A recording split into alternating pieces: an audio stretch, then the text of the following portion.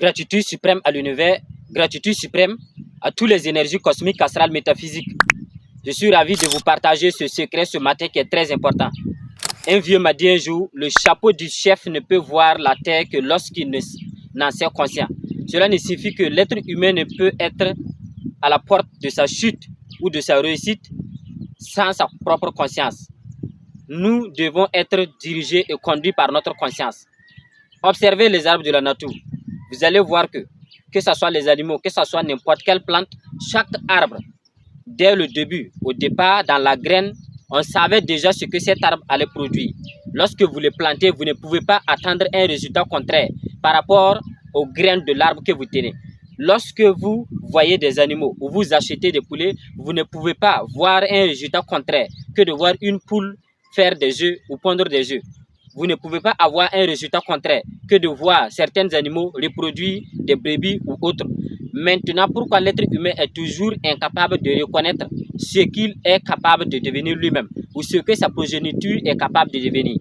Et pourtant, quand nous regardons et quand nous observons dans la société, selon la tradition négro-africaine, beaucoup de personnes détiennent toujours cette connaissance qui peuvent permettre à une personne de découvrir ou de savoir peut-être ce que cette personne pourrait à peu près atteindre ou devenir ou quelle a été sa mission de vie. Donc, il est très important. Ce pouvoir a-t-il été ôté de l'être humain?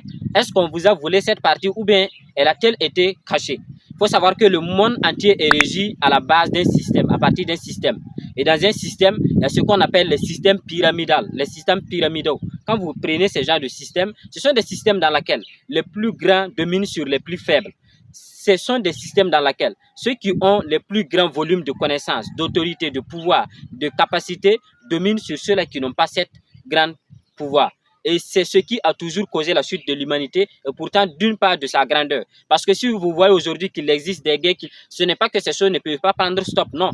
Tout ça peut mettre en finale. Mais il faut savoir que c'est à partir de ce système pyramidal que le monde a été construit. Donc, quand vous observez les pyramides d'Égypte, par exemple, quand vous prenez plusieurs autres historiens qui parlent vraiment de l'histoire africaine, vous voyez réellement que tout vient de là.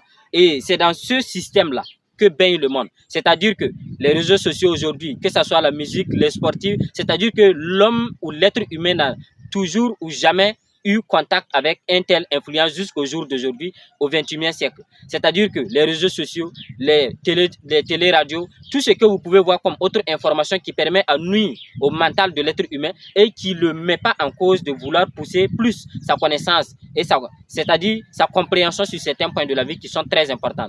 C'est pourquoi vous devez savoir que ce système-là a été conduit ou construit de sorte à ce que vous puissiez croire à ce qu'ils vont vous apporter, à ce que vous puissiez accepter à ce qu'ils vont vous proposer, à ce que vous puissiez être incapable de créer vous-même. Et c'est la raison pour laquelle, lorsque vous allez voir, même dans leurs films, ils vont toujours prendre peut-être une personne blanche qui va toujours dominer sur la personne noire. Donc vous devez savoir que l'Africain n'a pas été seulement enchaîné ou esclavagisé depuis, je dirais, de ces siècles qu'on nous parle, mais l'esclavage existe toujours aujourd'hui en sous autre forme.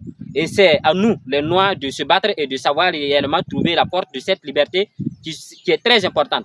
Donc il faut savoir qu'on ne peut pas être vraiment éveillé, on ne peut pas avoir un esprit éveillé tout en restant dans une boulevard de pensées négatives. Parce que ce que vous devez comprendre qui est très important est que avoir une conscience évoluée ne signifie pas avoir une conscience éveillée. Parce que vous allez voir personnes et d'autres, je dirais, dirigeants aujourd'hui qui sont très bien instruits, mais qui n'ont pas une conscience éveillée. Ils ont pourtant une conscience évoluée qui leur permet de créer des bombes, de créer des grenades, de créer tout ce qui est négatif. Mais cette conscience éveillée qui leur permet de créer cette partie de positivité leur manque.